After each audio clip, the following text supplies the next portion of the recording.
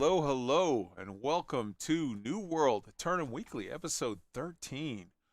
We have got a lot to talk about today. Whew,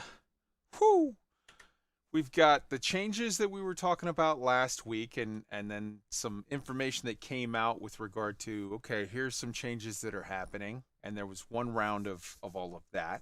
And then there was the PTR stuff for the December change, the new events, and the changes they're making and new quests that are coming and all kinds of stuff.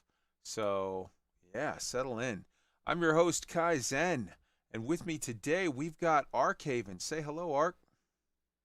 What's up? What's up, everyone? And we got WOLFDRAGON. Say hi, Wolf. Hey, glad everyone could join us. All right, so real quick, first we got to knock out uh, what's everybody drinking? Because I have got a big, huge 52-ounce glass of ice cold water. What have you guys got? I'm Yeah. about to crack open what is this? It's the monster that comes in the black can. It's their super, cherry one that's so good. What the hell is this called? Ultra Black. There we go. Ultra Black. There you go. He likes his Dude, monster like I'm. he like his. Never mind. Art. Uh-oh. Dude, I'm on the same path as you, man. I had a tough last night. With some friends over, and today's a water day. Hell yeah. Water days are good every once in a while, man. Water days are good. It's good stuff. Water is not to be overlooked. Uh okay, we've got there's a name there asking if this is Elite Week. No, this is not Elite Week. This is New World Aeternum Weekly. So this I think the Black question is this the Black Sky Legion? Yes, this is the Black Sky Legion, rebranded from Elite Week to cover more stuff, and so awesome. So Black Sky Legion is the Friday night show which covers the space stuff, including Elite Dangerous, Star Citizen, etc., etc. This is the Sunday show that covers the Amazon Game Studio game New World, which is fucking amazing. And if you haven't tried it, you're missing out. You should get in on this. Um, all right, so let's just start right in on it. I want to start with what's everybody been doing this week? What goals did you hit? What cool experiences did you have? Let's take 5-10 minutes, go around the horn, and check in on everybody's week. Let's start with Wolf. So I have had some IRL aggro, like nothing else. I've been able to play some New World. When I've had the wherewithal to jump in and I want to play a game. I'm in Reekwater now. I really dig the music up here. It matches like it's ominous, and there are some spots in Reekwater. It's you better bring some friends, because this place is no joke. And I'm it's starting to grow on me a little bit. I don't like the town. It is I hate not fun to navigate the town. I hate Reekwater and just Weaver's jumping Fen around. both. Yeah. I think Reaver's Fen's a little bit easier to get around. But I'm learning it. It'll be fine. It's all good. We're fine here. Everything's fine. How are you? Right on. And you're on course. You should probably hit 60 probably this next week, yeah? Ish. Probably. I'm 58.8. I'm Okay. actually pulling up the map, and I'm gonna run over and unlock a couple other POIs just because, hey, you're in the area, go get that free XP, and then we'll see where I'm at. I might actually hit level 59, just kind of Hell yeah. walking around doing a little bit of nothing while we're talking this afternoon. So basically, you're gonna hit 60 tonight, is what you're saying. You're committing to that I'm hard. not gonna commit to that. Right on. Seems a little sporty. So We'll see. tell me some of your highlights though, some of the fun stuff for the week. Let's see, what have I done this week? I bought 2 houses. Mm-hmm. That's cool. That's made moving around a little bit easier. I bought the cheap houses, just because I'm not doing the whole big crafting thing yet, so I don't need the extra storage. Mm-hmm. But I bought There's a tier 1 house in Ebonscale Reach. It's off on the east side of the town. It kind of overlooks a lot of different stuff, but it's got a back porch area that looks off to the south and southwest. Nice. Oh, it's so I'm gonna probably get you to make me a chair just so I can go and enjoy the view and stay there for who knows on end while constantly like, I'm not AFK. Leave me alone. I'm just looking at the pretty. Right This on. game always delivers on the pretty. Where'd you get your other house? Windsward. Okay. That is where all of my stuff is. That's like like I come back from whatever, I gotta like break stuff down, or I've got a whole bunch of hemp. I can turn it into the higher levels tier stuff and sell it. I'm doing pretty much all that there. So basically, Novo Ordum are your landlords full time now on both places. Yeah, I'm not too thrilled about that, especially in Ebonscale Reach, where they're just like, you know what, we own it, and we're not letting anyone take it, but we're doing fuck all for upkeep, so enjoy it as we run this town into the ground. Lovely. Thanks. Lovely. And Ark, tell us a little bit about your week, some stuff you've been doing, and some of the highlights. So, man, I just been testing out the watermarking system. Obviously, last week I started this on, I think it was Saturday, Mm. and this is before all the news came out about watermarking, and they're going to start letting us know what the expertise of the watermark system is. And so, as you guys know, I started to make a nice little spreadsheet, put down all my gear, save jewelry, because like that hasn't been dropping, but as I understand, that's another new update coming out. Mm-hmm. And I just wanted to do something that like the average gamer could do, right? Like, what will be something an average gamer who maybe plays 3 hours a day with average gear, the basic luck percentage gear. Of course, it's not really linked to the watermark anyway, but and just try that for over the series of a good 4 to 5 days, and just see what on average was my percentage in gain. So what I was doing was I was doing 3 outpost rushes.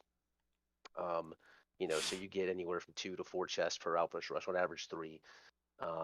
I would do 1 solo, not cheese, fun kind of, Shattered Mountain chest run, which you would get. Basically a stealth run. Yeah, you do like a little rogue play. You do get in some areas where you're doing some combat, and which is good, because that's also part of the equation. I would, on this run, it would take about 35 minutes, 40 minutes, and I would end up getting about, I would say, 17 chests. And then there was at least 10 mobs that I'd fight and kill, and so you get maybe 6 drops or something like that. Mm-hmm. And I would do the faction chest quest and Shatter Marking as well. I try to get, I wanted to get 3, but sometimes I would only get, based on the rolls, I would only get 1 to 3. So that would be another, when I got all 3, that would be another 4, 8, 12 chests. But usually I was just getting 1 or 2, so it was 4 to 8. So that was it. I wouldn't, if I did any more outpost rush, I would just save the chests. I was just trying to see on average. And yeah, it was tough, man. The on average, just doing the sum of all the gear, I was getting about 1 to 2 points of a watermark a day Mm-hmm. over the course of I went 5 days. Mm-hmm. Some items were a little bit bigger. Sometimes I would see a watermark jump of 8 total points, was the largest I seen. I seen a few that were 5, but for the most part, it was like onesies and twosies. The other thing I discovered is when you get a bonus drop, sometimes maybe you get a drop on a spear or a pair of boots that hits 580, for example. I had a spear at 570 and boots at 580, both out of Outpost Rush. That did not change my watermark. That was like a, hey, here you go. Thanks, you got lucky today. But it didn't change my watermark. The gear I was getting after that was all still hitting around the same that I had been tracking my watermark. So anyway, that's what I did. I kind of wanted to take a look and see, like, yeah, maybe I won't even do this whole watermarking system. Maybe I'll just buy the stuff and, just be a trader. Of course, then the patch news came out, and as you all know, now it's very clear to me what I'm going to be doing, as with everyone else. And That was my week. It was fun. Yeah, and we'll definitely get more into that upcoming here. For my week, I had a lot of fun.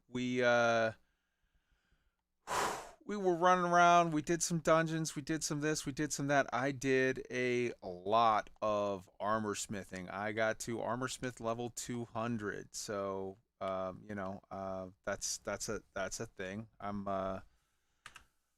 now pull up trade skills. I've got all of my gatherings, including fishing, are 200. Leatherworking is 200. Smelting is 200. Weaving 190. Stone cutting 171. Woodworking 183. Armoring and cooking are 200. And the rest are in flux. The next one that I'm going to really, I think, hit hard is going to be weaponsmithing. But before that, I just hit armoring 200 yesterday, like literally last night. Technically, it might have been today because it was around the midnight time. And I started the process to get all of my gear and shit together so that I can start the ball busting process to make my void bent armor. And holy crap, is that it literally is like, okay, the grind to get to 200 armoring, it's like that again to make void bent armor. And it, but like, it's not going to stop me. It's, I'm going to get there. So it's just a matter of right foot, left foot, keep it moving, keep going. You got to climb a mountain, that's fine, but it's just one step at a time and you can't stop. So that's sort of what I'm working on a lot right now. I've got to get my weaving up to 200 so I can get so I can make the Phoenix weave stuff. So yeah, that's a little bit of that. We had a hell of a time, a couple times. So this week, Ark and I together ran with a group that did the sort of cheese chest run stuff, and that was an interesting time. I had a lot more fun sort of doing the same thing, but with just me, Cinnamon, and Biotic King, and we three-manned it, and it was a lot more like hilarious hijinks, running around, aggroing stuff, jumping on rocks to try to de-aggro, fighting a couple of things here, run away, like it's just fun. It was fun and silly, and we had a great time. And then likewise, we've been doing stuff where we're running around doing chests in like Eben scale, or helping people, like, oh, someone needs help with this mission here or there. And with the Black Sky Legion, with our group in on Pluto server in NA East, in this game, we are always sort of checking who needs what. This guy needs this dungeon run. Okay, we'll put together a group and do it. This guy needs this whatever. Okay, we'll put together, and we just get in comms together, have a few beers, have a few laughs, and do silly shit. And I honestly cannot speak highly enough for the fact that it to me, don't get me wrong, I think that this is an amazing game, but I think that it is made 10 times better by our sort of camaraderie and us all hanging out and doing shit together. What do you guys want to add in on anything on that? Oh, I 100% agree. Like, there's a lot and it's not just this game. There's a lot in games that you can do by yourself, but when you have friends to play with and you can, you're cracking jokes, you're just, doing what the mission is, getting help doing stuff, rolling through. Everybody gets stuck on, okay, how do we kill this guy? Or, we all just got wiped. What the hell do we got to do next? It's like the camaraderie and joining up with your friends and making new friends and stuff. It brings a whole new level of, how to play the game, what you can get out of it, the enjoyment, and like I don't think I would play a whole lot of this game, especially getting up to the higher level stuff, if it was just by myself. Even if it if it had a whole lot of scripted story, yeah, sure, but like as you get going in on some of this stuff, it's really nice to have help, and it's really nice to share that experience. Hell yeah. Ark? Yeah, definitely. I think it's interesting. This our group at least is you've got a lot of people who are just new to MMOs. You got some people who are new to PvP, and some people are new to PvE. Mm. And like every time we're doing anything, you know what I mean? There's just all kind of crosstalk, all kind of helping, somebody understand some aspect of the game that they don't know. You know, someone finding something fun to do or something funny to do, and this game being so sandboxy, it really offers a lot of opportunity just to go out and just do random stuff. Mm. Like sometimes we like to go up and just put a rifle team up on a rock somewhere and just pick some dudes off as they're running to try to do their faction token drops. I mean, there's just so much you can do. So it's fun to do that. And I know, you and Sin, you guys enjoy just popping out sometimes, and Wolf too, just fishing, and just bullshitting, listening to music and stuff like that. So I think this game offers all those things, and our company offers all that as well. Hell yeah. Hell yeah. So let's get into some of the stuff that the evolution of stuff. We've had a couple of sort of news drop in waves. So last week, one of the things that we said literally in comms, we were sitting around talking, and we said one thing this game needs, is to really address the high watermark system. It is too grindy. It is a little obscure as far as or opaque as far as people having sort of questions and not really knowing where they're at with any given thing. And I just did a run, and did I level anything up? I don't know. We'll look later. We're running now. We'll check it out later. And I had made the comment, so A, they need to make it a little less grindy. B, it needs to not just be everybody funneled into one activity that's sort of repetitive and a specifically sort of a cheese mechanic thing of just running through with a massive mob of people and swarming it. And 3, they need to show you sort of where your watermark is, and like legitimately the next day they posted, hey man, we've heard that people are thinking this is too grindy and it's a little opaque, and also that everybody's funneled into just one activity. So we're going to fix that. Number one, we're going to sort of put this where, like, on the sides, you'll see by each set of gear, like a little blue number where this is your watermark for every slot, and then you'll know where you're at with this. With regard to, we're going to make it less grindy. That's a little, I mean, they said we've heard you and we're making changes.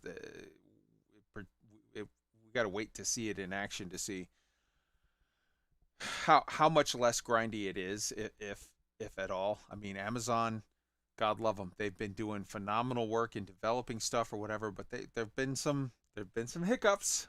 So we're gonna wait and see, sort of the implementation on that. And thirdly, they have this new gypsum system where basically you can do any one of a dozen different sort of types of activities, like, okay, crafting, or grinding chests, or killing world bosses, or doing dungeons, specific ones, or doing PvP, like, outpost rush or whatever. And you're going to be able to get these things called gypsum, which you then craft into a thing, a little loot box, and you can pick what that loot box is going to be. So you can say, I want this to be a spear, or I want this to be a pair of heavy boots, or I want this to be a pair of light gloves. You pick, and then they will, when you pop that loot chest, number one, it's guaranteed to be a piece of something that ups the watermark of that slot that you picked, that thing that you picked. And number two, it will be a thing in there that matches, that is usable for that. So that's pretty cool. Now, I know it sort of remains to be seen, like, what are the numbers here? I've seen some people that are popping stuff in PTR, and I've seen a couple where it's like their watermark went up by 1. Oof, that's rough. I've seen others where their watermark goes up by like 8 or 9. And it's like, okay, that's what I'm talking about. I could deal. That's something we could deal with on a daily level. If you can, in a half hour or so of play, earn a box that gives you an upgrade of like 8, that's phenomenal. Now, we do also know from people that have tested in the PTR that you can only get one of each of the types a day, but you can get multiple. If you just get like if you do one crafting chest and one dungeon chest and one outpost rush chest and one world boss, or out in the world mobs chest and one out in the world loot box chest, you could potentially string together 5, 6, 7, as much as potentially like 8 a day of these chests. And if you're getting drops of +8 or +9 high water mark, 8 of them in a day, that's phenomenal. If you're getting, I think I'm worried that there's still going to be some RNG on this, and I don't like the RNG table being sort of between 1 and 9 on this, or 1 and 8. I would be much more happy if it was between, say, 5 and 8. Like I don't like the idea of opening a gypsum chest and getting a +1. That's gonna be oof. I feel like I just maybe wasted the last hour, 30 minutes of my time. I think I've kind of explained a little bit of this system well, and I don't want to just monologue on it. I'd rather have you two guys hop in. So hop in with thoughts, and then we'll just kind of let the conversation flow on the watermark and the gypsum system.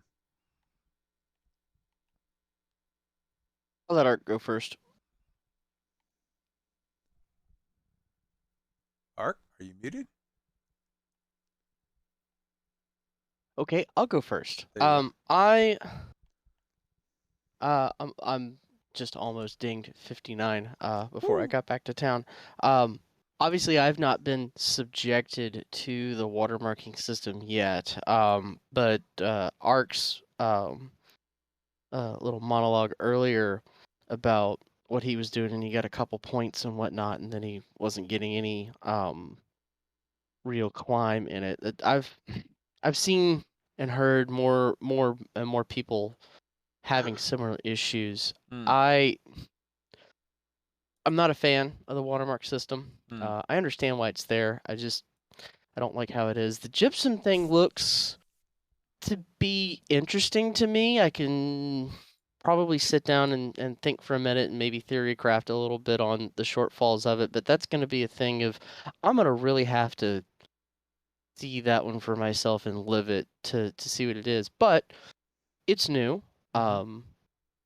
It's of course up for, hey, let's take another pass at this and make sure we get this right, that kind of thing. Amazon is very much listening to the user community, and they want to make the game better. So if the users come back and say, hey, this part really sucks, there's a really good chance that they're going to look at it and be like, you know what? Let's make it suck less and give it a shot and see what happens.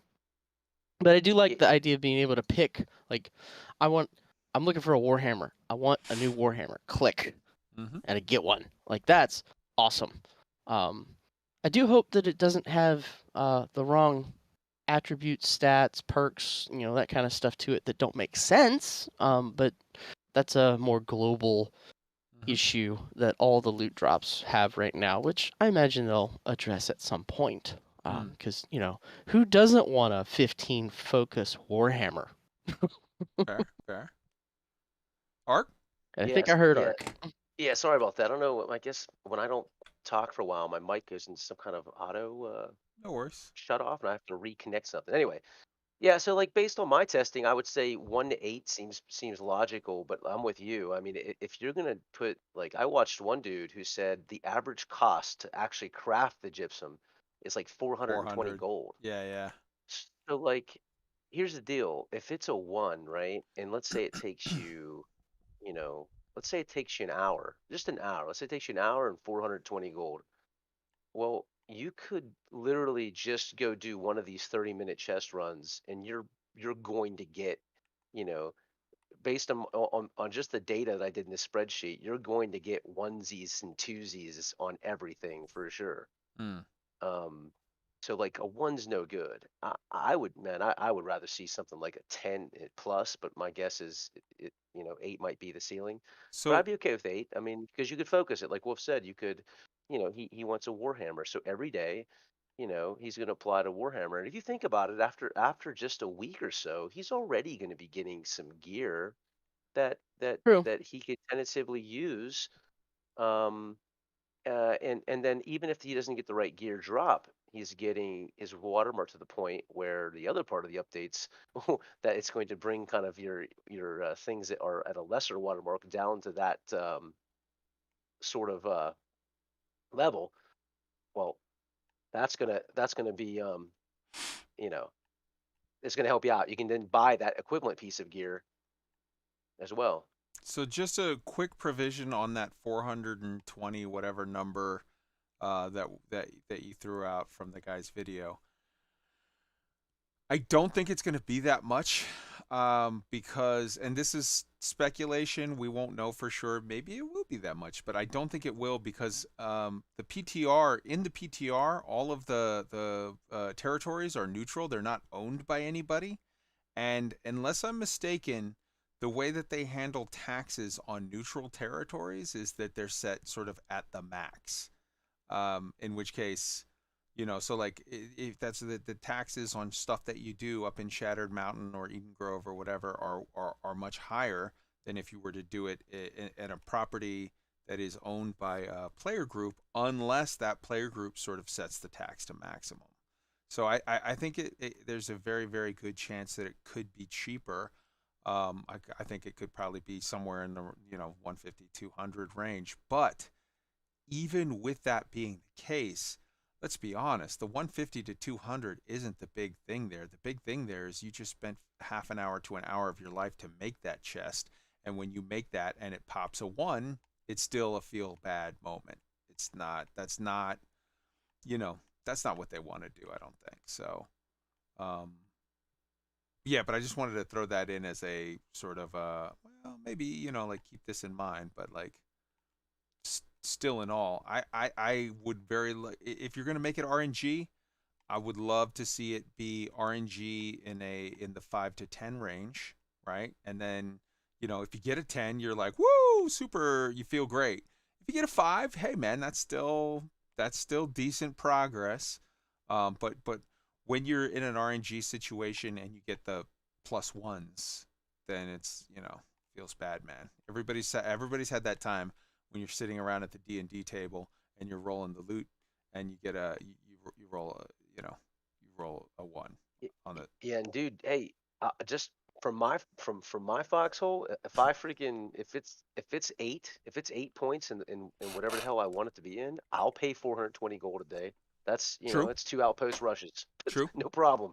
And I got you. people are going to be doing outpost rush more now, I think, because I think what you're going to see now is that people are going to be, you know, I bragged about my water and now I'm just, yeah, I just got some fruit punch and I'm putting some Jack Daniels in it. Oh well. You know, you're going to see people go, all right, what are the things, how can I get the most gypsum chest a day? Well, I can do 2 outpost rush, that gives me 1 chest, and that gives me like the money to pay for a couple chests. I can do, you know, some open world stuff. I can do some, you know, chests and bosses, so that's 2 more chests. So it's like, okay, that'll give me 3, and maybe 1 crafting, or maybe 1 this or 1 that. The ones that they're like, the ones that you get from dungeons literally are just from the last boss of Lazarus Instrumentality and Garden of Genesis. Well, until or unless they fix the situation with the orbs to get in, the keys, you're just that's way more effort daily than sort of it's worth as far as, whatever. But I think you're going to see way more people playing at least 2 matches a day of Outpost Rush, because that's going to be one of the boxes that they want to tick. Okay, hold on. Hold the show. This is a live announcement. Swordsmith has hit level 60. Oh, man. son of a Hey, bitch. Congratulations, Sword. Congratulations, my brother. Hell yeah, man. Woo! Love it. Love it. Hey, Kai, isn't it though that Mhm. it is that you can only do 1 gypsum orb craft a day, right? No. You can only do 1 gypsum orb craft of each type a day. You can't do 4 gypsum orbs of the Outpost Rush. But you can do 1 of the Outpost Rush and 1 of the... I could be... Unless I'm mistaken, but I swear to God, I think that is my understanding of it as it stands now. Yeah, the way I read it was that you can only do 1 gypsum orb crafted a day of anything. Correct. 1 of anything, but not only 1, period. 1 of any one type. So We'll you have can to do... check it out, because I thought it was just 1. Yeah, I don't think so. Just 1 it is gypsum orb total. Yeah, I don't think so. But if that's the case, then that makes it to where rolling a +1 is like feels bad times 10.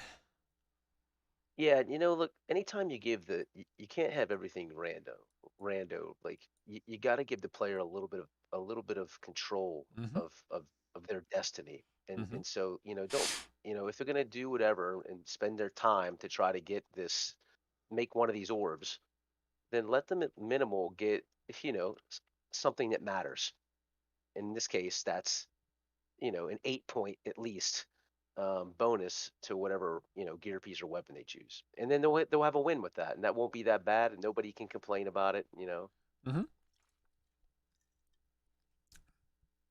I honestly, like I said, I think that it's that you can only get 1 of each type per day, but not only 1, period. But we'll have to see on that.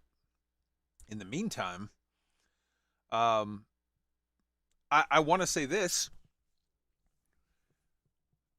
One of the biggest sort of complaints or hassles that I have had is the high watermark system. And I think one of the biggest complaints that a lot of people in the game have had is that. And for better or worse, they heard it and they're making changes. They are doing what I would consider to be very agile development on this game. Now, sometimes that leads to unintended consequences. Sometimes that leads to some problems of like, whoops, we broke this, we added this, and we didn't intend to change that, but fixing this completely threw that out of whack.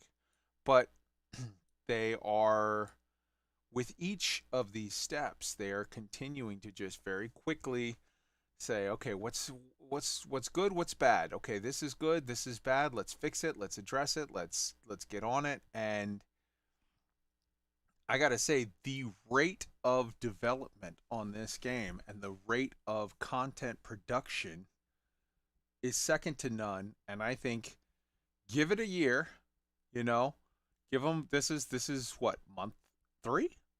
This is month 2, month 3. It dropped September 28th. So you had all of October, all of November, and we're just starting December. And these guys are on it. And if they stay on it and work out the initial jitters and bugs and whatnot, and get themselves to a place of, we've handled all of the original 1.0 launch, hiccups and smoothed them out, and we've put out subsequent patch after patch on a monthly cycle of major content. I just feel like this game is going to dominate the market. They're doing really, really good stuff. They have absolutely stepped in shit on multiple occasions, but everyone does. And the fact is, if you don't at all ever, then you're being too conservative. These guys are making big swings, and some of them are strikes, and some of them are home runs, and I am loving it. So let's talk about some of these big swings. Let's talk about, first off, server merges. Literally, they have started the process for server merges. The first one starts on Wednesday. They have 2 servers in the EU, Marty and I forget the other one, and they are merging on Wednesday. They're going to test just to see how it works. Look for, unintended consequences, bugs, whatever. And excuse me.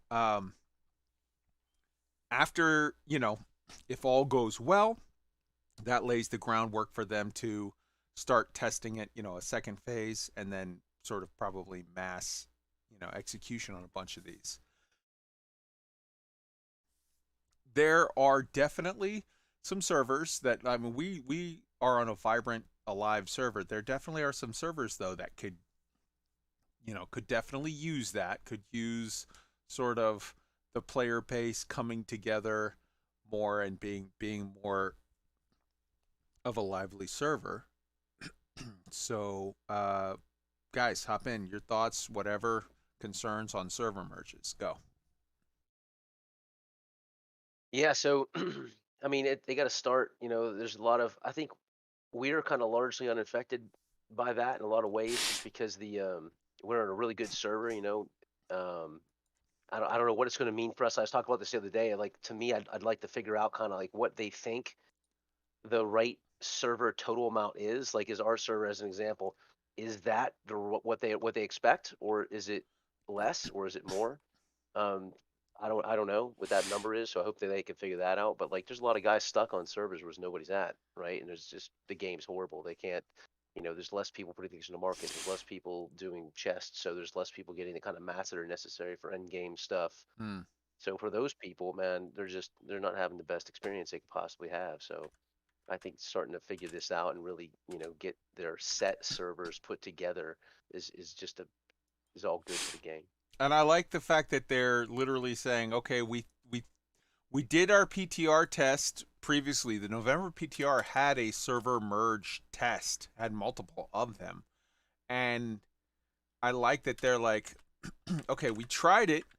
We think it's good, but let's just test it with one to be, a little conservative here, because it's not like we haven't had any issues. So, like, I like the conservatism of, you know, seeing it, testing it on one, and then maybe even testing it on a few more, and then starting to roll it out. What do you think, Wolf?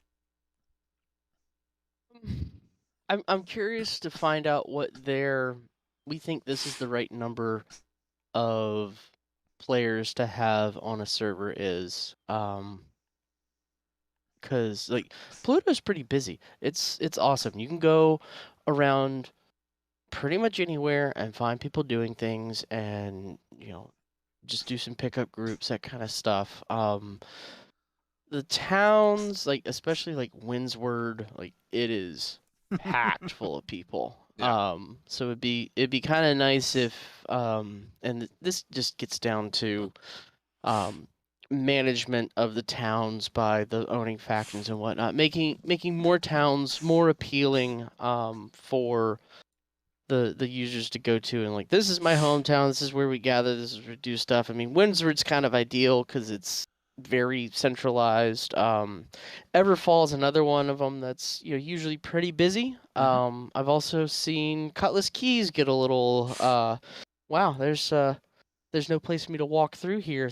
Good thing I can just walk through other players pretty much. And I think as the game grows, and we have like the next update's supposed to be Burning Sands off the side of Ebonscale Reach, and I'm sure that that's gonna flatten out a little bit for where the population peaks are and kind of move people around, that sort of thing.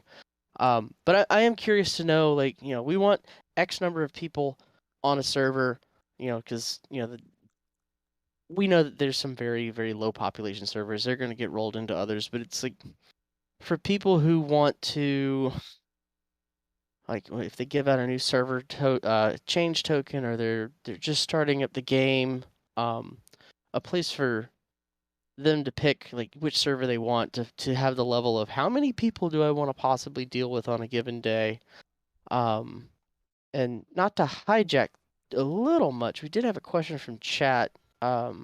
We have a person in there, Carl Lewis, wants to know if the gameplay in New World is similar to Elder Scrolls. I think it kind of is, but I didn't play Elder Scrolls, so I think Ark, you played Elder Scrolls a bit, right? Yeah, so that was my game after SWOTAR and WoW.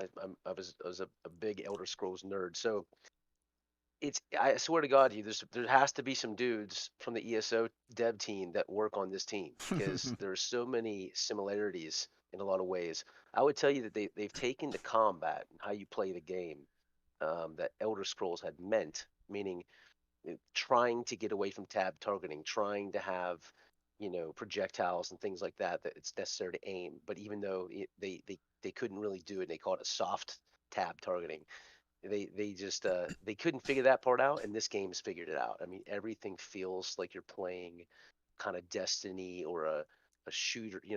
If it's a range weapon, it feels like a real range weapon. There's drop off on arrows. The musket, it hit scan, but you have to aim, you have to reload properly. So in that way, it's a lot like Elder Scrolls. It has a lot of really cool looking characters and armor builds and things like that. So it's not cartoony or anything like that, like WoW was. I think So yes, I think you it's would love this game if you liked Elder Scrolls. I think it's important when you say Elder Scrolls to clarify, because what Ark is talking about is TISO, the Elder Scrolls Online, and absolutely this game I feel like is what they were trying to do, and this game got it.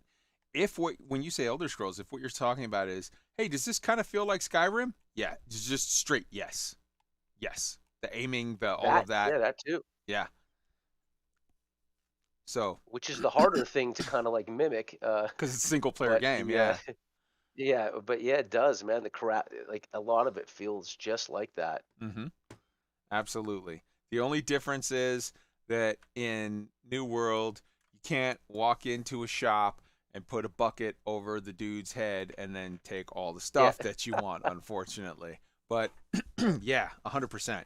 So we talked about the fact that, the high water mark and the steps they're making to potentially make it better. There are some concerns. I know there's some stuff where, they said, hey, in addition to that, let's be honest. A lot of people were hitting level 60, going to the market board and buying item level 580 gear. And then as you go through the process to do the high watermark leveling, it just felt like, well, this is all useless because you kept, okay, you upgraded from 500 to 503, from 503 to 506, from 506 to 507, from 507 to 59, et cetera, et cetera, et cetera. But you were already sitting on 590 gear, so all of it was a downgrade. So it just felt like a complete waste. And they said, well, we don't want that to be, so what it's going to be, and they specifically called out people buying stuff off the market board.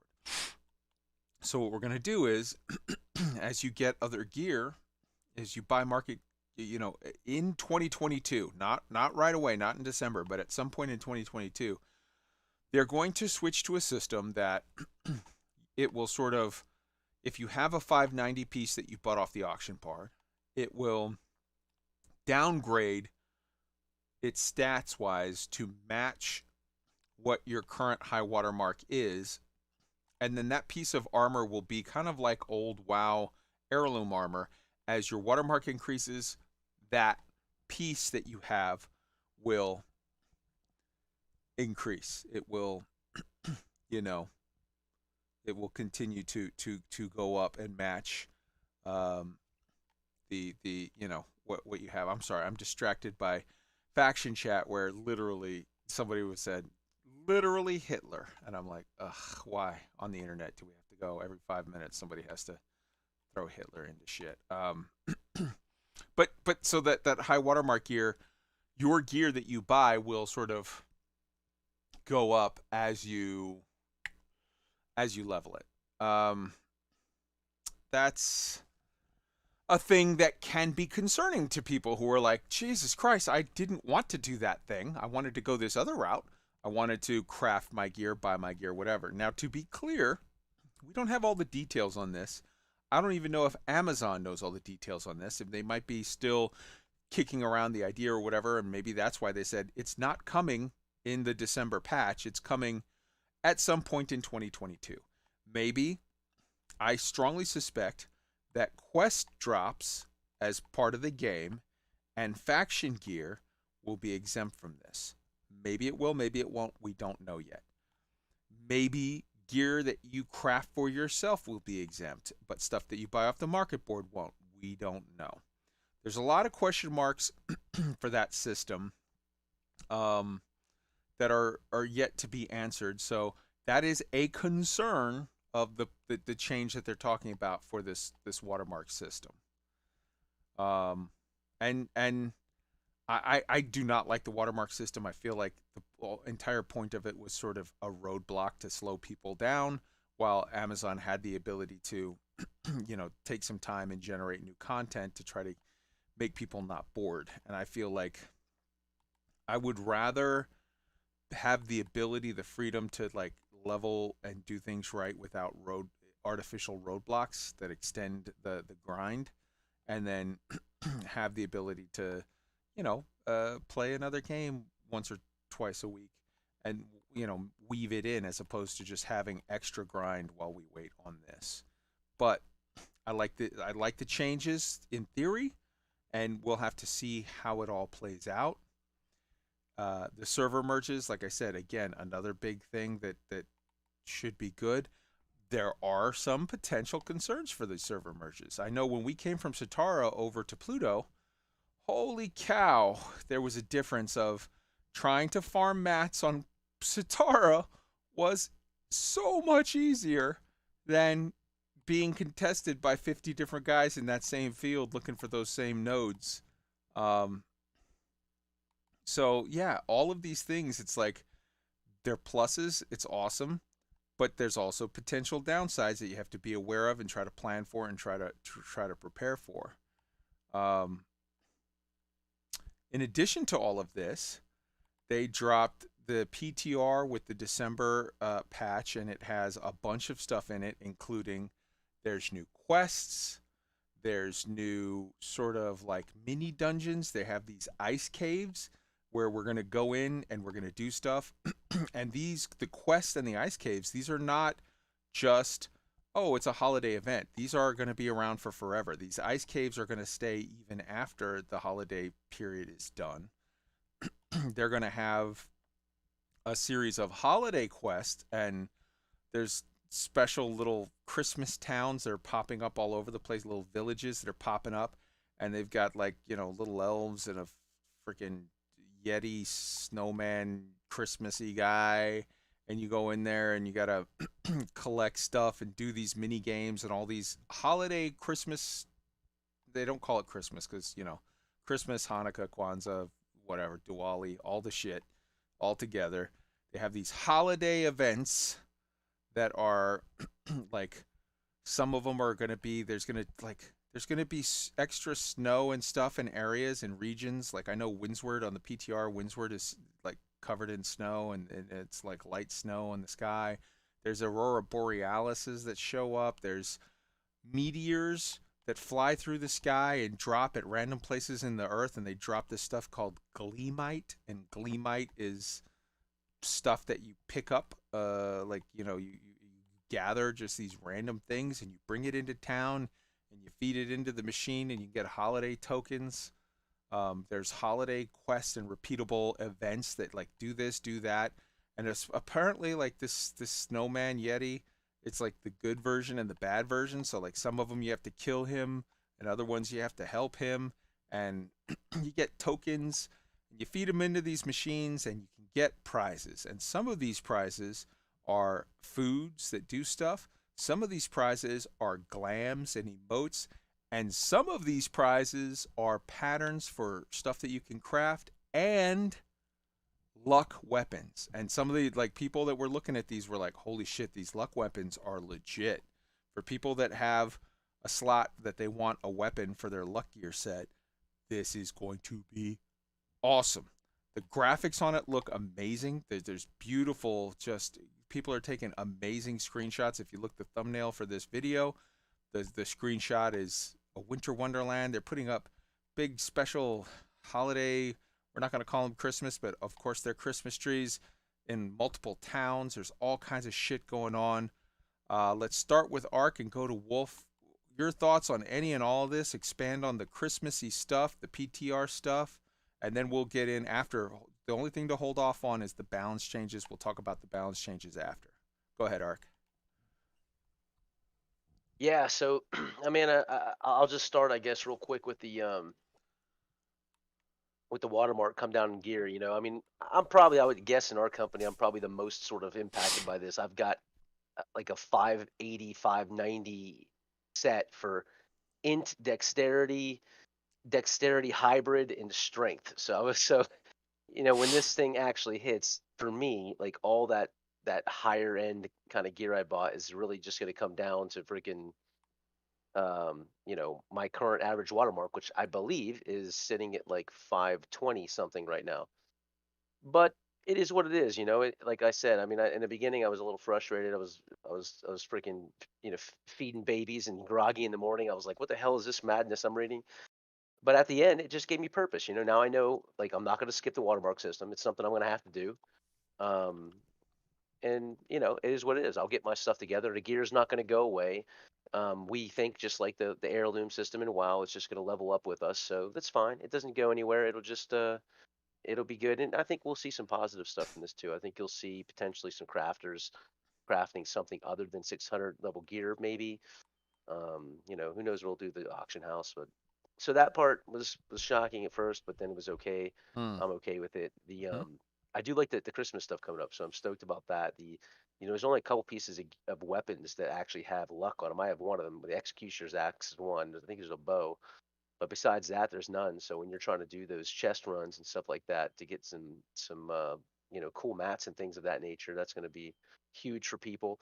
And then just the extra thing, I was listening to some guy talking about, I can't remember, it's not one of the usual dudes I listen to, but it just sounds really fun, really interesting. And the fact that, you know, you and I were talking this, the fact that when this is over, that those caves are going to remain in the game, right? Like worn out caves, still there to remind you of what it was like, you know, when winter had hit or whatever. That's really cool, man. That shows that the physical features of the game are evolving with the seasonal things, and that wants me to think about, like, well, what other possibilities are there, you know? So for me, all good things. I think, you know, some adjustment things, and then, you know, we got to see what comes out of the PTR at the end and roll with it.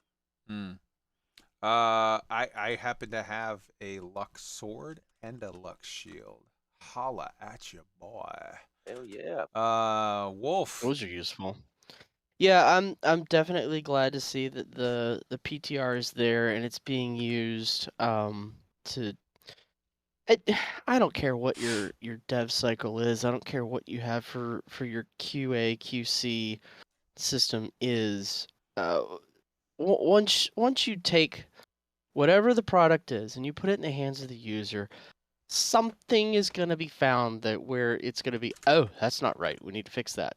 And the PTR is the way that you do that to prevent from having just either hilariously weird or just shockingly game breaking, whoops, we didn't think that would happen, come into the live servers. I can think of a couple notable instances from a few games, one of which sticks into my mind as the absolute, are you absolutely fucking kidding me right now instance, back from PlanetSide 1, where there was a whole string of updates that the dev team, Sony Online, had done, and they were all, you know, pretty good hits. And then they had one that was like, you know what, we're just gonna fix the shotgun bug, and basically it was an ammo counter bug where the shotgun wouldn't use ammo when you fired it.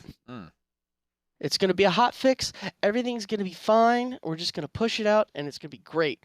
So for whatever act of brilliance they had, not only did they decide not to test the build at all in the test server, they shoved it out there at like quitting time on Friday. And it worked perfectly. And then, oh, it worked oh so perfectly. It crashed the UI of the game. Like, it was... Nobody could do anything. You couldn't go anywhere. Like, you were stuck wherever you were at. It was, like, hilarious and frustrating and just mind-boggling all at the same time. And I'm glad to see that they got this thing here. They're going to use it, and that's awesome. Now they just got to make sure that they always take advantage of this tool, because it's going to help them to always do this. And for the stuff that's getting added and staying in, even though it's going to be like an echo or, a shadow of what it is, that shows that the game is growing and evolving. So there's going to be, player-driven, story stuff that goes with it for...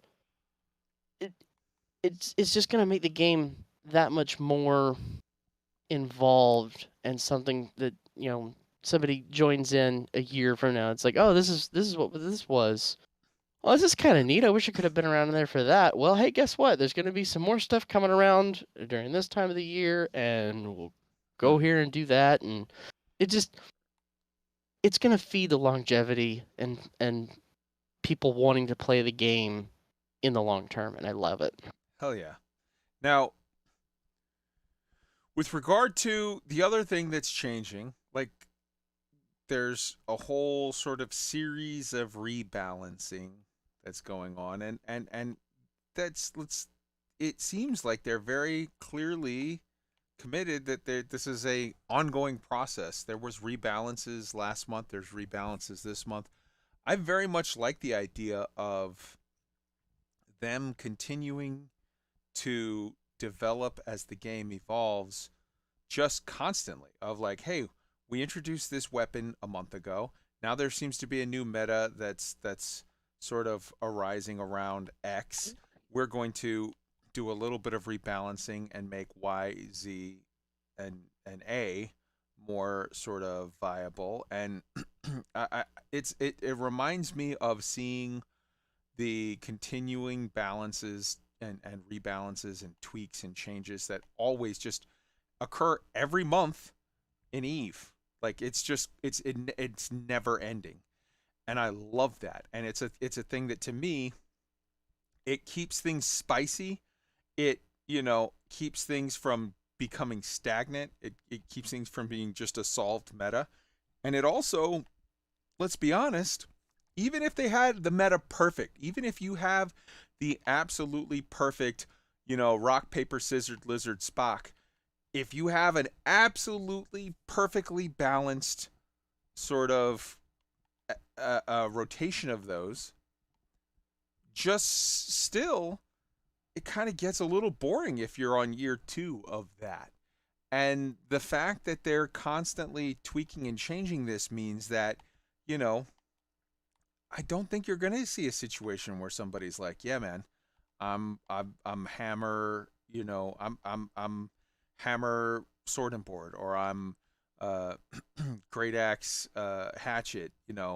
Like, you're not going to see that for 5 years or whatever. You're going to see people like, I'm void gauntlet this now, and then I switch to, I'm this and that. And you might stay, you might switch it up completely and go, I'm going to be a tank, and then I'm going to try healing, and then I'm going to try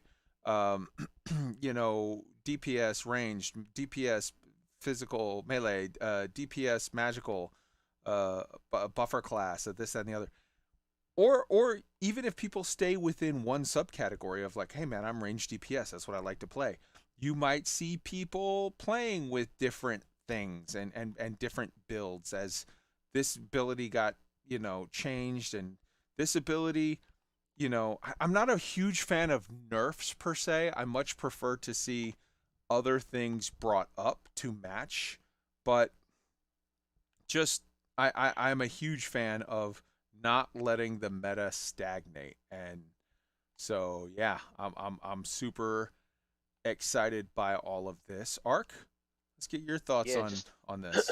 yeah, sure. Just to kind of dovetail off what you just said. I mean, it sounded like for a minute there you might have been describing me to some extent. The I play. I bet you in a given week, I spend the most money on my 200 gold attribute Attribute respects. respects, yeah. And that's again that's why I was kind of like a little bit taken back with the gear stuff because I have now a a like a PvP or PvE kind of like hybridy set and a luck set for intellect solid, which I'll run, mage type play. I Mm, have a dexterity intellect, which I run with my musket mm, and rapier. I've got a strength, which I run with all the strength specs. Um, and I've got a luck set for almost all of them too. And it's like I change them up every 2 or 3 days just because I enjoy the variety of gameplay, right? Depending on which one of those you do. For me right now, they're all DPS, but depending on which one I do, it's a different tactic, different how I handle a situation, different how I play in PvP, different how I approach PvP, and it's fun and it makes the game kind of fresh and interesting, every 2 or 3 days, and at the risk at the cost of what one outpost rush. That's what it cost me to be. Think about that. If you wanted to do that in Elder Scrolls or WoW or anything else, it cost you however long it took you to level that alt tune up the whole way. Like that's what it cost you, whatever amount of time that was. And I had tons of alts in both of those MMOs. So in this one, I could spend 200 gold and I can go from a bruiser, heavy armor, axe and hammer dude, and switch straight over to a ice gauntlet and fire staff user with a few clicks of the button and 200 gold. And that's amazing, and that's great for the game. It's great for the replay value, and it's great for PvP players too because it really gives you an opportunity to see what you're up against when you're facing some of these other classes out there to understand how they're going to try to fight you. So that's a huge leg up. Ark, before you hand over the mic to Wolf, I want to come back to you and grill you on some of the specifics. One thing in particular that I see a lot of the changes in this rebalance, let's say, are anti-healer metas, and I absolutely love that because that shows that Amazon has done what we asked them to do. In that, in previous episodes, we were saying, yeah, man, the healer meta is just too strong, but we're worried that what they're going to do is instead of use a fly swatter, they're going to use a baseball bat to whack it down. And in that case, if they do that, if they whack it down with the baseball bat and they just straight up nerf healers, now it's harder for the PvE content to be done right because, healers get a nerf, which means, yes, they're killable in PvP, but it also means that we're kind of fucked a little bit on PvE group content. You want your healer to be overpowered and a god in PvE content. You just don't want that in PvP content in general. And I think what they did was they did not nerf healers, but they a move stuff around in such a way where they nerfed heavy plate healers, but they buffed slightly, light and potentially medium healers. And now they're bringing in this anti PvP meta so that we have abilities to deal with the healers in PvP, but the healers will still be just as strong as they were in PvE. And so I'm loving that. And I know there's some good stuff with the spear that's really good. There's some stuff with the axe and hammer that sort of I think could potentially be seen a little bit nerfy, which kind of maybe needed to some tweaks that needed to be made. So break down some of them, point by point or whatever, and your thoughts on the healer meta, the spear, just the nitty gritty of some of the balance changes. Sure. Yeah. So just starting off with the healers, right? I mean, and we'll use our good friend Sin our healer from our company, he's a guy who wants to do PvE content, right? But he doesn't really necessarily want to do PvP content. So as you mentioned, the way they approach this whole change, they they're putting defile, essentially something that lessens the effectiveness of healing on a given target on particular pieces of gear. Now, because bosses and mobs in PvE one typically don't have that mechanic unless it's an odd kind of boss, and then in which case you have to figure out how to deal with it. And because it's not necessary for DPS to use that, there's not really any purpose to have it in PvE type content, But for PvP, this perk is going to be massive, because what's going to do is that you still have this heavy armor healer, which I don't think the light to heavy armor really had the impact that they thought it was going to have, because you still see a ton of dudes running around in heavy armor healing. But the heavy armor healer now is going to get 40% reduction or more if someone has a void gauntlet of their inbound healing, and they're done. Because guess what? Part of their half of their rotation is all meant to heal, and their heal is going to get nuked in terms of what it can do. So that's a really good way in how you keep PvE at status quo, and you offer value, to kind of nerf some of the heal stacking in PvP. So that's one thing. You look at the Great Axe. There's some nerfs to the Great Axe. I don't think they're too significant. Like, we all just started using the sort of extra attack, the Reap. No one, most Great Axe users didn't use that at all because you could just get out of it. I still have problems with Reap or in PvP where dudes get out of it, and I don't get that extra hit anyway. So the damage reduction on that, I don't think it's going to be a big deal. I think the 10% damage on or 10% speed buff that you have on the main perk in that left hand tree there. I think all that's going to do is you're going to have to. A lot of guys weren't even using the mobility rush on the Great Axe anymore, because you just get that 30% speed boost anyway, and you hunt dudes down. I think now you're going to have to think about maybe using that thing a little bit. The bigger thing is the animation that it takes on the light attack, where I watched some guys testing it in the PTR, where they were literally standing where the light attacks used to kind of really reach outward and grab somebody who was a foot or so away from the typical reach of the weapon. And now it's not doing that. The heavy attack still does it, but the light attacks don't do it. And that's massive for anybody who doesn't have grit.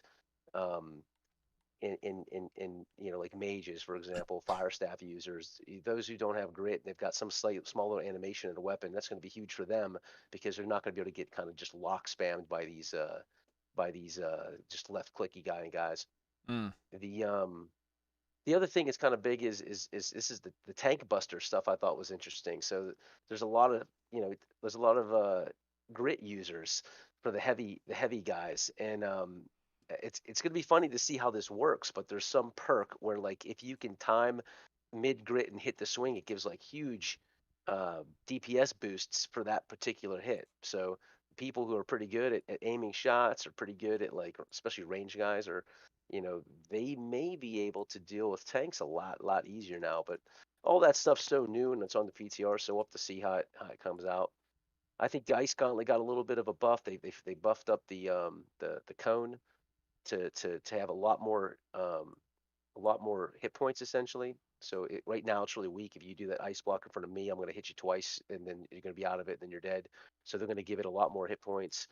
Um, I want to say there were some weird bugs with the bow that they fixed, because the bow was doing some weird stuff it wasn't supposed to do, Hmm. in terms of stacking some kind of damage boost. Yeah, So I didn't. that wasn't so much a Yeah, nerf as a fix. Yeah, yeah. yeah, that's right. I didn't see anything. I'm like you. I'd much rather see things get buffed, because the problem is when you nerf things, you get into this sort of nerfing pattern, and then everything needs nerfed, and it's this constant nerfing. And what you'd rather see is other things just get a little love and tweak it that way. But I didn't see anything that outright, other than those crazy perks, that will outright change PvP in a terrible way. I think everything that came out in that thing is going to help everyone just be a little bit more viable. Mm. And Spear, the last one I'll talk about, Spear. Boy, Spear's looking crazy. The It's just going to hit harder. And one thing Spear didn't have, right? The one thing it didn't have anything that would help you get get movement, so for positioning. But now they've taken what the hell is it called? The bleed, the little lunge it had, and I can't remember if it was 50 or Perforate. 100% in perforate increase in hold on a sec. It's actually spear. It's skewer. They're Oh, taking that one, skewer, that which is one. that huge leap forward, right? Mm. It's not a huge leap, but I think the way I read is they're doubling that distance. Mm-hmm. So that thing's gonna fly across the screen now, and now you don't just have to use it to hit somebody with. Although Mm. if you do, they're gonna get a bleed put on them. You can use it to just maneuver. Mm. So talk about a lot of bow players have been using the rapier just to have flesh. Well, this thing's gonna go at least or the distance of flesh or more now. So you might see them switch back to the spear and then use that as an evasion tactic. So we'll see. We'll see how it all unfolds. But like, I don't see anything that made me like want to rage quit and throw my mouse off against the wall or anything like that. Mm. Okay. Okay. Wolf, what your thoughts on these changes? And just to the general sense of like the idea of kind of keeping a live, healthy meta by constantly sort of tinkering a little here and there to stop things from getting stagnant. Yeah, I'm always a fan of disrupting metas because it like's been said, it's no fun to, all right, I'm gonna be this role, I need this type of weapon, I need to spec it out this way, and I need to do this, you know, it takes a game and puts it into a cookie cutter scenario, and I don't like that. I like how dynamic everything can be, Mm. and it's just everything's better that way. So these these changes that they're doing, they're balance changes. They're good. I'm not following a whole lot of them just because I don't have the PvP experience that you and Ark do, but there's nothing quote unquote. Well, that's weapon's useless to me now. Blah blah blah. It's like, okay, I just got to use it a little bit differently, and well, maybe I can incorporate that in now, and it's gonna keep things mixed up, and it's gonna add to it. Mm. I do like how they're changing that. I do wish they would give a little bit of a balance pass to threat, as you explained it earlier before the show. It threat in this game is weird, and I'm still learning it. And I know that's not a PvP thing, but it just making some of the mechanics of the game make a little bit more sense, so that when you form up a group to go do a thing, be it a dungeon run or not, it lets things it lets the fight be a little more predictable. It's like, okay, it's that guy's job to keep that guy pissed, and it's that guy's job to keep these guys healed, and then everybody else is doing this kind of thing, and it's a lot easier to coordinate when things are not being hectic with, well, what the hell's the mob doing now? Yeah. But Threat and again, it's new. I get it. They totally haven't gotten there yet, I and don't I'm sure it's on the list. I But don't I don't know you how know, much that is actually on the list to be changed. I think threat on this in this game is just much more on the Elder Scrolls Online side and much less on the WoW side. On the WoW and Final Fantasy 14 side, threat is a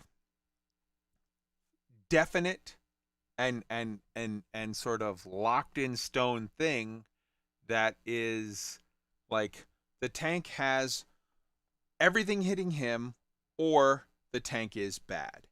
In this game, depending, if you're going to do slow small pulls, that can be the case. But if you're going to do big pulls, like sometimes when we're in dungeons and I'll do a double or a triple pull, you're going to have a situation where the tank has 90% of the stuff or more on him, but there's like that one or two archer that because of the way, because like this game is a much more tied to if you move too far away, even if you have top threat, the thing isn't going to chase you. It's going to stop and acquire a different target. And if you do slow small pulls, you can kind of keep it all locked. But if you do larger, sort of more fun as we do when we're screwing around and having fun, I think it's just Mhm. the game is designed such that you're going to have to call out, and sometimes the team is going to have a melee DPS sort of just go, okay, I'll go pick that one up. I'll go do whatever. Ark, what do you think on that threat issue? Yeah, absolutely. And I think, one of the things, Wolf, whenever you're about to tank 60 and Sword just tank 60, and the reality is that, Kai, really the tank and the healer should look at the situation, decide, okay, I can handle this kind of pool. And a lot of that's going to come down to the DPS. Like if you and I are in there with our axes and hammers, um, then Kai's gonna probably sense that, yeah, I got the green light, we can go big, because there's two melee dudes with heavy armor probably who can handle a ton. If we're in there with a bunch of squishies, we got like maybe a bunch of ranged light armor wearers with just the tank and the healer, then it's probably gonna be more like, yeah, we better slow down a little bit so that people don't just get one shot. I mean, I think it's, I'm playing both those systems. I think if you had played both those systems, I think you'd prefer this one, because some of those systems, if you get a good tank, like I used to tank too in WoW and SWOTAR, you just, like, you don't do anything. Like you just stay out of any like red stuff underneath your feet as a ranged DPS or whatever, or a melee, and you basically just swing, go through your rotation, and then the fight's over. In this game, everyone has to be on their toes. Everyone has to be thinking. Someone's going to pull away. It doesn't matter how much aggro the tank has. So it's much more fun whenever you have a system like this than it is the, ones where you just kind of shoot things off cooldown, and the tank just holds everybody in place. I'd like to take a moment to we've discussed, you know, a bunch of the stuff from the patches and a bunch of the stuff, the details of this part and that part. But let's take a step back for a moment. I want to get your guys' opinion on. I've been saying all along, this game is gonna fucking impress people with the output of content, and they're gonna stay on it. We've had, the first 5 weeks or so of the game were every week just fixes, fixes, fixes, new problems, fixes, fixes, new problems, fixes, fixes, new problems. Okay, that's to be completely expected. But the November patch brought us a new weapon, new enemy types, new storylines and quests, and some of that stuff. The December patch now is bringing us uh uh and both the November and December major sort of rebalance looks at PvP and combat and weapons and whatever. The December patch is now bringing us these new, I don't know if you want to call them dungeons per se, mini dungeons or whatever, these ice cave things, a multiple sort of how do you want to call it, like the holiday events where there's it's more than just one thing. It's like a series of things. We had last week Turkulong, the the destroyer, the vengeful god of turkeys, a massive turkey out in the world. Um, they're bringing in, you know, new quests and new stuff in the December patch as well. I strongly suspect that the January patch is going to be, here is the new zone. Uh, I wasn't thinking that we were going to get. I was thinking we were going to get sort of a big patch in January, and I still think we are. I should have. I absolutely expected we were going to get some holiday event, but I think this, with the multiple events and new weapons and new patterns and changes to the watermark system and changes to this and they went bigger than I thought they were gonna for December. I thought, okay, they'll take it easy for December because it's December, and then they'll hit it hard in January. But they're continuing to put out content at this pace. If they continue this way, and we see in January a new zone and a couple dungeons and some new quests. We see in February a new weapon and some new enemies and some new quests. In March, new zone, new dungeons, new whatever. If they continue at this rate, like, I want to hear your guys' what do you think about this rate of content production and what it sort of what it means for the game going forward. Art?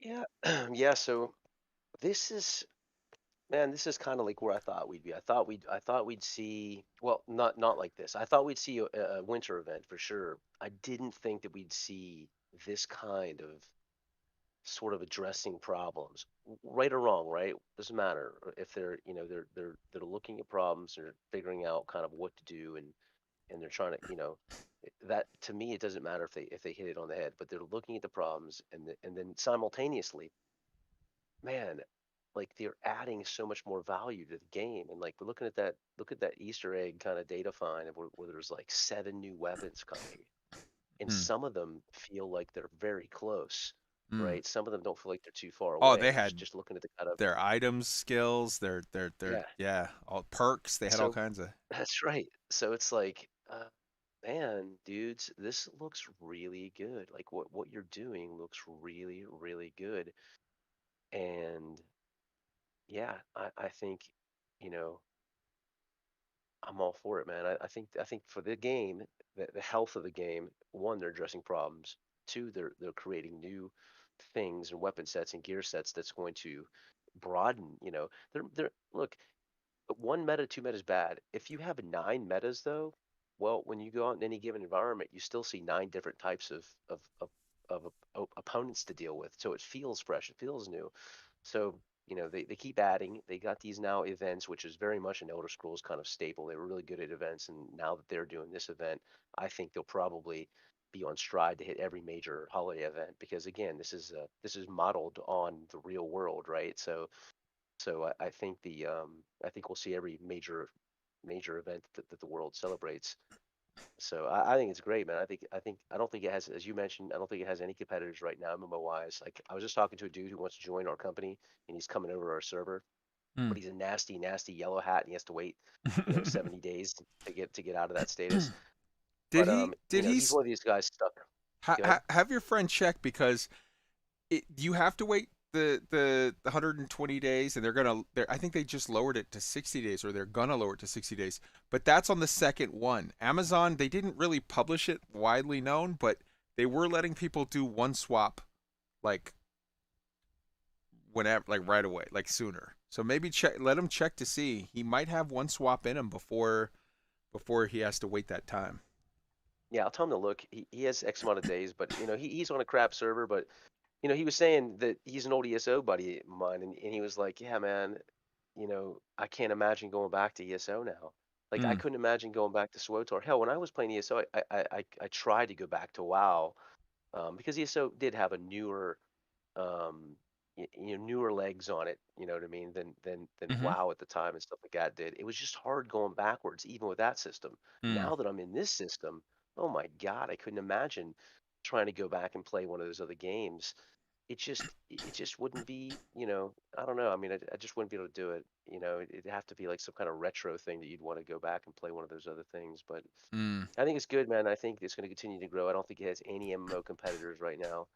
And I think as long as they don't do anything crazy, like, getting this crazy nerf kind of path where they're just, and people constantly have their stuff jacked up, and like this thing like this gypsop orb, as long as they make it put the control back into players' hands.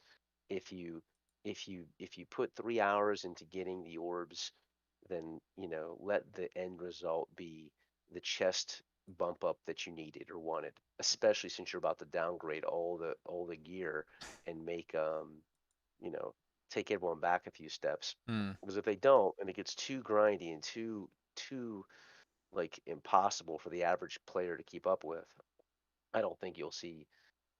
I think then it might have some problems. But they've been listening so far, so I can't imagine they're going to screw things up now. Okay. Okay. Wolf. I almost got completely lost in thought listening to you and Art go back and forth. I don't really have much to add. Ark was kind of hitting all my thoughts that I had on the subject. Fair enough. it- Fair enough. All right. I want to go around the horn and ask if you guys have anything else you want to add in general, because I've sort of directed the conversation and asked you stuff. Sword. Sword. Wolf, Anything you want to add, just at all on the game or whatever, or before you say goodnight to the beautiful people? Uh, I don't think there's anything really I want to add to the game. I'm looking forward to the changes that they're making, seeing how they're going to get integrated in, what happens as a result. Hopefully there's not going to be any missteps or whatnot, and we can all just continue enjoying this amazing game that Amazon Game Studios has put together, and having some many more hours teaming up with the crew and just going out and wreaking absolute hell on the island of Aeternum. Hell yeah. All right. Ark, same question. You got anything you want to say before we say goodnight to the beautiful people? Anything we missed that you want to, like, hey, I want to take a second. Let's talk about this. So we got time, so go for it. Yeah, I think, I mean, one, I know we didn't cover everything because there's so much stuff came out, right? And that's a good thing. There's so much stuff came out in that patch. Um, I'd like to see, we usually go, what is the bug fix you'd like to see this time in a week? And I think Let's for do this that. week, my big thing is I'd like to see, and I didn't get to read the details. I know they fixed a little bit of Outpost Rush stuff, but Outpost Rush is the only thing that you currently, can consistently go in and have a mini game that's in the PvP place. Mm. And I've seen it evolve. Like this week has been the weirdest week because I told you guys last week it was this kind of, rush to the center and try to hold it down and then force people back. And now I'm seeing a rush to the center and then fortify the center Mm. and everybody, but there's still some small silly cheese things. And one of the big ones is the frickin' first off, I think these perks that they're adding with the healer stuff like that, that's going to change the game even further. The great axe is going to improve the game. Mm. But there's one in particular that's so annoying. And it can turn the whole game. You've got some knucklehead, sniper sitting up on the Baron when it spawns, and you've got 9 guys just hammered it down. Clearly, your team did the most DPS, and they just happen to get lucky with the one headshot at the right moment, and they steal the cap from you. And Oh. it's game breaking. I mean, it literally, when you lose the ability to score points for 3 minutes, especially where the game's at now, which is insane. Like there's turrets, there's freaking full brutes applied everywhere. It's chaos. Every game is That can turtle really, mode. that's right. That can cause you a huge problem, and lose the game. And it's so frustrating. And it's one of those things where when I lose a close game, 18 to 1,000, whatever, as long as it wasn't that way, I'm okay with that. You know what I Mm. mean? So I'd like to see two things. One, I'd like to see them adjust and fix that. And the other thing is, I would really like to see, how the hell does your rank system work? Because I'll have stats that are on the 5 stats that they show in the rank system that are better than the top 5 dudes, and I'll be at like 15. And unless it's that those other 5 guys are also healing it, and which isn't one of the primary stats they show in the ranking thing. Mm. It's in performance, but it's not one of the primary stats. That would be interesting to see kind of what that is. Just not because I'm trying to be like some kind of meta player or whatever. I'm just trying to challenge myself to get better, Mm-hmm. and it's hard for me to do that when I can't consistently understand, what does better mean, outside of a win. Mm-hmm. So anyway, those two things would be small, I think, tweaks, easy tweaks. Whichever team has the most DPS on Baron, regardless of who hits the final kill, should be the one that caps Baron, and just give a little bit more clarity on how the hell your ranking systems work a little bit. That would be huge. So those are your two. My two are going to be, you've heard them before. You're going to hear them again until we see it. Number one, we absolutely need loadout switches in this game. We need you to be able to say, here's my luck set, here's my skinning set, here's my logging set, here's my mining set, here's my armor smithing set, here's my, all of that. And number two, and this one is becoming more and more of a thorn in my side as time goes by, is invasions.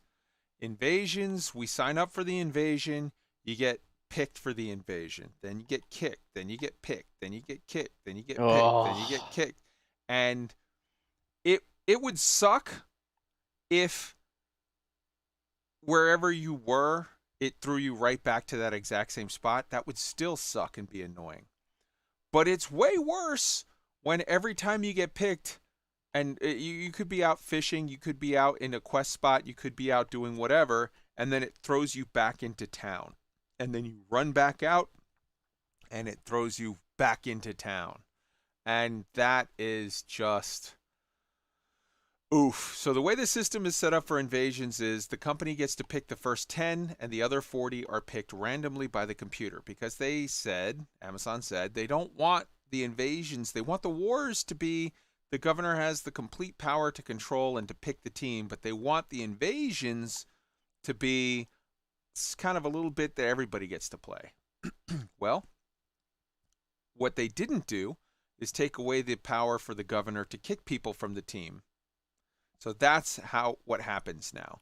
Basically what happens is the invasion goes in, the computer picks, the governor picks 10, the computer picks the other 40, and then the governor goes and kicks all 40 of those repeatedly until they can finagle it such they get all of the people that they want in, and then they go from there. And I get it. Like, I kind of am side with the freedom of the governor to pick the people in it, but in which case they should just let the governor go in, because if they're not stopping them from doing it. Effectively, the governor still gets to pick all 50. Just let the governor pick all 50 from the beginning, or pick 40 or pick 30 and then say, okay, and autofill the rest. That's fine. I don't care. But like, having me pulled in to get thrown out, to get pulled in to get thrown out, because it's a very weird mechanism for how they do it. They can't literally just pull their 50 friends in. They have to keep kicking people until they get enough of the people that they wanted in, and then the rest get to stay. And when you get pulled and kicked 8 times before you finally get to go in, or when you finally and the other thing, which is infuriating, is I got pulled in, kicked, pulled in, kicked, pulled in, kicked, pulled in. The war started. I'm fighting the war, and then I guess one of their friends, became available or whatever, and was like, "Hey, I finished what I was doing. Sorry, I'm late. I'm ready." And then they kicked me and pulled him in. Like, I'm actually there fighting. Like, there's got to be a way. There's got to be a better way. I'm not telling you how to fix it. I'm just saying there's got to be a better way. I could give you a dozen ideas off the top of my head of ways to do it. People have suggested, what if you just had like a little lobby for the event, and everybody goes in there, and then the governor gets to kick anybody he doesn't want, but everybody that went in for the lobby that made themselves available gets paid something for their time, for their, like, they went, they showed up, they did what they were supposed to, and they just weren't, sorry, your services are not needed. You get some kind of something, whether it's full pay or partial pay or whatever, but like, just something. Or just let the governor pick all 50 from the beginning, and then don't bug me if I'm not going to be used. Okay, it would suck a little bit, and I get that their original thought process was, no, we want everyone to get to taste the invasions. Wars are only the main people, the people that own it get to fully control, but we want everyone to enjoy this. Well, everyone's not enjoying this content, so. Yeah, I'm gonna disagree with you a little bit Go for on it. that one, Kai. I think that I get it for the wars. It's like the company in charge of the place probably has enough people. Pick the best guys that you have that are in your company to go for, build up the team, do the thing, either, attack as the one cohesive group, or to defend as one cohesive group, whatever, that kind of thing. For the whole, hey, you get to pick 10 people to be in the invasion, and then they're doing this kick thing ad nauseum. Like, I've stopped trying to get on invasions because it's so damn demoralizing. Not just from the whole ball ache of, oh, well, I was here, now I'm over here, now I gotta either fast travel or run around or do whatever the hell I was doing to get back to what I was, trying to do before, threw my name in the hat kind of deal. I think that, hey, you got to pick these 10. you have a limited number of kicks that you can use, because there's going to be somebody's like, if this, whoever this is just fucking around. They need you get out of here and pull somebody else in, that kind of thing. Using the system as it is right now with no limitations on kicking, they're just cheesing the system such that invasions are being treated like wars, and nobody who isn't in with the in crowd of whoever's in charge, you're not going to get in on it. Unless it's the occasion where there's just nobody signing up for it, at which point they just take whoever they can and run with it. They need to change that. I like the idea of a lobby kind of setup where it's like, hey, I'm here, I'm ready to do whatever, and I don't get picked, and I get some sort of compensation for that. I have no idea how much it should be, or what reward or anything like that, but it's demoralizing when it's like, yeah, well, there's this one group that just runs everything, and all they want are their friends. And if I was actually in on an invasion or a war or whatever, and I'm doing my thing, and I'm actually being effective, and I'm helping out, and I get kicked because, oh, well, this other guy, from whoever's like, yeah, we're gonna have him in now. It would be very hard for me to have not punched my monitor at that point, because I would have lost the ability to maintain my cool for a hot minute at that point. So this is a thing that needs to be addressed. That the intent is it's supposed to be more, everybody can jump in on it, everybody can contribute. You just got to get auto picked and you're in, do the thing. Sure. Now I can understand the reason why they're just booting everybody out and getting their core players in to do the things, because invasions are stupid hard. And I don't think they should necessarily be easier, than what they are. Maybe there should be tiers of invasions so that, for the harder ones, let the governor pick more of the people they want there for the greatest chance of success, that kind of thing. But the fact of the matter is you've got this thing that's supposed to be sort of like not quite an open world event, but an open to all event, and it's only open to some. And I don't think that's what they wanted to have happen. It's apparent by the way they designed the system that's not how it was really meant to be done, but this is what the player base is doing, so address it. Yep. So you're piggybacking onto mine. Do you have a second one that you want to add, or is that the only one that... I don't have a second one. That's really been the only thing that irks me that I wish was changed about the game right now. I'm sure as things go on, I'll have more things that irk me. That's like, I really don't like this. Like your loadout thing, I can completely understand why you want that. There's been a couple times it's like, well, this would be a nice to have, but I don't carry the ridiculous amount of gear on me for doing any job at a given point that you do. So I can understand why you've got that as like your top tier thing that you're shouting from the mountaintops. Like, I get that. The invasion thing and wanting to do different stuff in the game that I can't do, basically, that's the hill that I'm screaming from. Right on. All right. I think that that about covers things for tonight. I'm going to say goodnight to you beautiful people, and we'll see you next week. Ark, say goodnight to the beautiful people. Good night, everyone. Thanks for tuning in. And once again, don't forget about that Black Sky Legion company. Hell yeah. Swing over. Join the club. Hell yeah. Come on down to the Discord. It's in the show notes. Also, come join us. We're on NA East Pluto server, and we'd love to have you. Come join the family. It's a fun time. Wolf, say goodbye to the beautiful people. Yeah, thanks for joining us this afternoon. We're going to jump back in and do some other fun stuff, and would absolutely love to have all of you join us in the company and on the Discord server. And just come and hang out. Hell yeah. Be an awful fun time to meet new people and play whatever games, be it New World, Elite, Star Citizen, No Man's Ski, who knows. Yes. For everyone to do all the things. And this is Kai Zen saying good night from the show that we scheduled at 3 p.m. for our two British people that never show up. Good night. We love you. Ciao. Have fun.